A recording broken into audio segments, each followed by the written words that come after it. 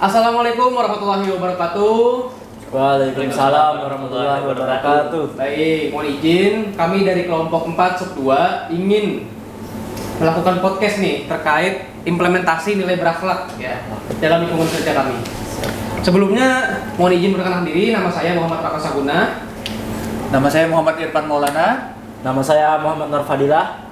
Nama saya Muhammad Fitrian Hidayat. Nah, selanjutnya kita akan masing-masing nih saya tanyain ya untuk teman-teman terkait penerapan nilai berakhlak nih dalam kehidupan sehari-hari di kantor imigrasi KTP Banjarmasin. Nah, mungkin saya mau tanyain terkait poin berakhlak ini kan ada 7 ya. Nah, kita bahas untuk berorientasi pada pelayanan dulu nih. Nah, kira-kira kalau dari Bang Irfan mungkin yang sudah diterapkan nih gimana sehari-hari gitu? Kalau berorientasi pada pelayanan sih biasanya dalam melayani pemohon ya di ruang pelayanan ya selalu nerapin 3S saja, salam senyum sapa, biar pemohon juga nyaman kan, pemohon juga enjoy kan, nggak merasa kantor imigrasi itu nakutin lah. Oh iya. Tapi banyak yang salah kaprah juga nih. Kalau di kantor imigrasi itu kayak YouTube-nya kayak ngepoin tentang kita pribadi nih. Padahal sebenarnya imigrasi itu kan untuk melindungi warga negara Indonesia yang akan berangkat ke luar negeri. Nah, itulah alasannya menanyakan lebih spesifik lah tujuan dan maksudnya untuk luar negeri, bagaimana di sana, apakah ada biaya hidup, apakah ada penjamin, dan itu tujuannya buat melindungi warga negara Indonesia. Nah, kalau untuk saudara Fadil biasanya di pelayanan juga atau gimana?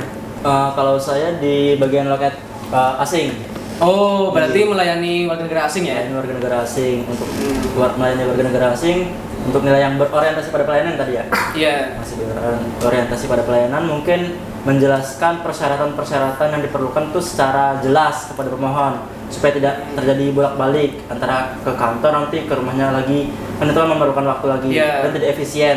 Sehingga kadang-kadang itu pemohon itu kadang-kadang marah-marah kalau harus disuruh bolak-balik. Jadi agar tidak terjadi hal tersebut, kita harus menjelaskan persyaratan-persyaratan yang diperlukan itu secara jelas. Seperti itu, Mas. Oke, baik. Untuk pelayanan di warga negara asing ya? Warga negara asing. Di seksi izin tinggal dan status keimigrasian. Siap. Untuk saudara Fadil dan saudara Irfan.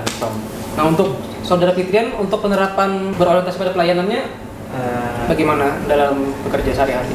Kami sebenarnya tidak melayani masyarakat secara langsung face to face gitu ya. Kami membuka pelayanan dan kami sehari-hari terhubung melalui WhatsApp kami dari seksi teknologi informasi dan komunikasi keimigrasian. Oh, jadi lebih terhubung ke masyarakat langsung ya dan melalui WhatsApp admin kantor ya. Jadi lebih kayak selaku humas ya. Siap. Oh, seperti hubungan masyarakat. Oh iya, selain jawabin pertanyaan pemohon, mungkin ada bagian lain mungkin sebagai melayani gitu. Misalnya kayak bikin konten terkait ketentuan kah? Kan itu lumayan membantu masyarakat ya, atau video mungkin biasanya kayak gimana? Mungkin untuk konten yang jadwalnya sering diupload setiap bulannya mungkin pembukaan kontak paspor. Oke, informatif berarti ya.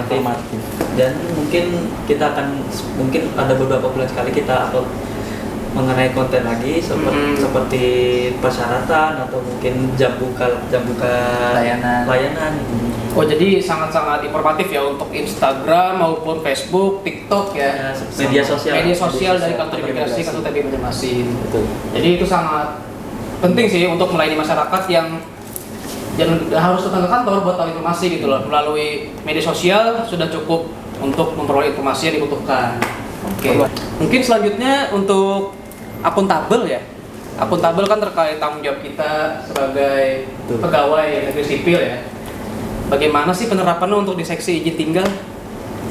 Di izin tinggal sih biasanya kalau akuntabel ya beberapa ada pemohon yang menunjukkan rasa terima kasihnya atau dengan bentuk gratifikasi. Jadi membalasnya dengan cara gratifikasi. Kami sebagai pribadi ya pinter-pinter nolak. Bagaimana caranya kita nolak kan terkadang mau kita tolak kasar jadi pemohonnya yang gak enak kan. Jadi kita harus pinter-pinter lah milih kata, milih bahasa biar pemohon pun juga merasa tertolaknya ini ya udah tertolak bukan yang gak kasar. Kita juga menunjukkan bahwa kita punya integritas gitu kan. Siap. Sebagai ASN di kantor imigrasi Sekretariat Imigrasi. Selain gratifikasi mungkin atau adakah tanggung jawab mungkin atau tuntutan tanggung jawab atau gimana gitu? Kalau untuk tanggung jawab untuk tugas-tugas hari-hari, kami tentunya melaksanakan dengan penuh tanggung jawab, dengan mengumpulkannya dengan tepat waktu supaya tidak Harus ya itu ya? Ya wajib, Harus ya wajib itu. tepat waktu. Ya, wajib. Sebelum ditagih pimpinan, kalau bisa tugas itu harus selesai. Baik, Nah, sangat baik itu. jadi pimpinan itu merasa puas dengan kinerja yang kita hasilkan. Sebagai ASN yang profesionalisme lah sebagai ASN. Betul. Oke.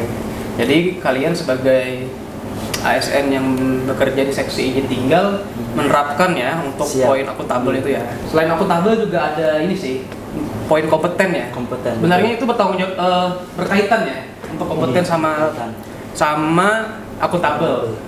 Tanggung jawab itu juga dibarengi dengan keahlian yang kita punya juga, seperti misalnya nih buat laporan kegiatan misalnya atau buat terjadi ya seperti laporan perjalanan dinas, dan itu kan harus bisa juga ya. Nah itu bagaimana sih cara kalian buat belajar hal-hal baru nih, kan kalian CPNS ya, kita semua CPNS nih. Dengan lingkungan baru, dengan pekerjaan yang baru, tentunya kita perlu adaptasi nih. Nah bagaimana kalian bisa beradaptasi dengan pekerjaan yang baru dan kalian diharuskan untuk bisa gitu. Mungkin dari Bang Irfan.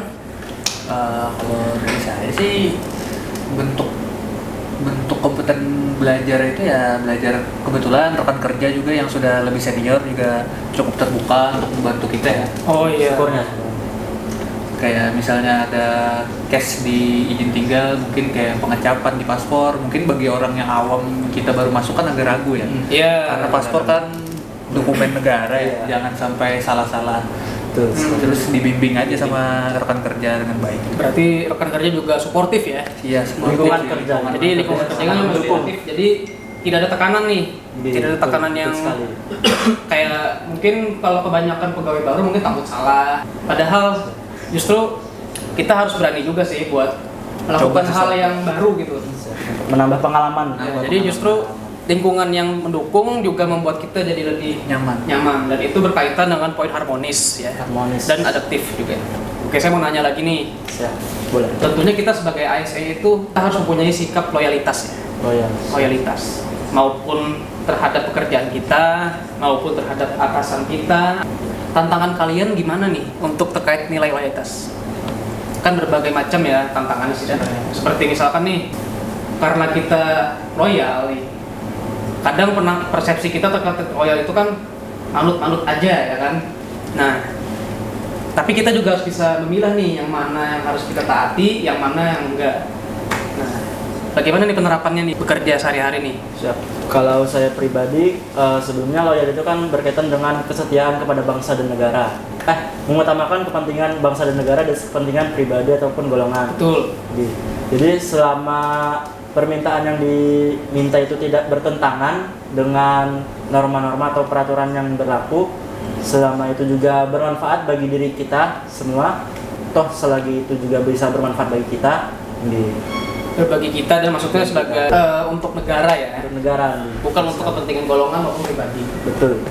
Berarti nggak bisa loyalitas bukan semata-mata karena dia pimpinan kita, semata-mata dia senior pada kita. Tapi kita harus mempertimbangkan juga nih yang mana yang harus kita taati dan yang mana enggak. Betul. Kalau dalam lingkungan seksi masing-masing sudah menerapkan nilai kolaboratif atau masih ada yang cenderung sendiri-sendiri ini? Ya, lanjut.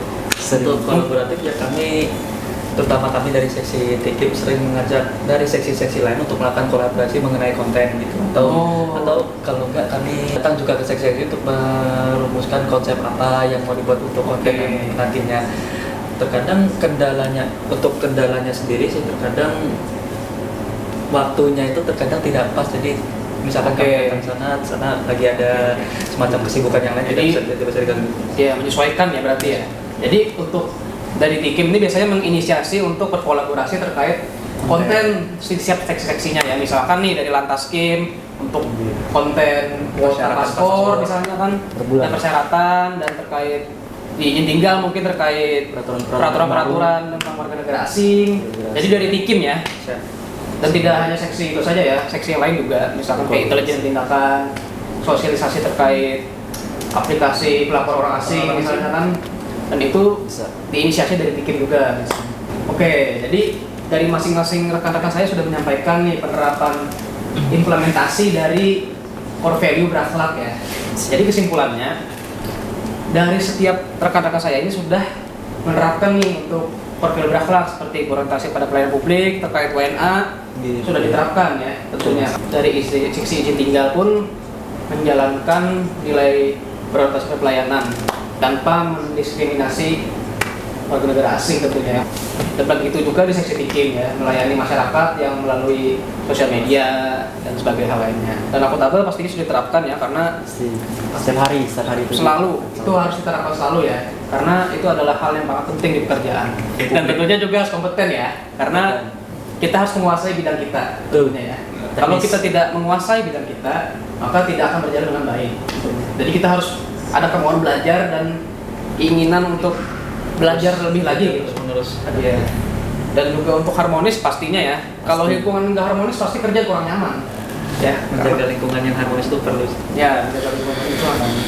Dan untuk loyalitas juga harus dijunjung ya, di lingkungan kerja. Nah, untuk adaptif ya tentunya kita harus beradaptasi terus ya dengan Hal-hal yang dan kita pun juga belum tentu selalu di tempat yang sama kan. Iya, Bisa aja kita bisa aja rolling. bisa kita yang dulunya di pelayanan bisa aja di teknis yang lain misalnya kan. bisa.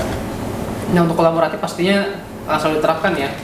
Seperti halnya di setiap seksi harus melaksanakan kolaboratif karena nggak mungkin satu orang doang bekerja misalnya kan, karena harus saling melengkapi satu sama lain, melengkapi kekurangan. Yang satu misalkan membuat laporan, satunya membuat laporan keuangannya misalnya kan. Betul. Nah, itu harus saling melengkapi. Semoga kita semua bisa terus menerapkan nilai berakhlak.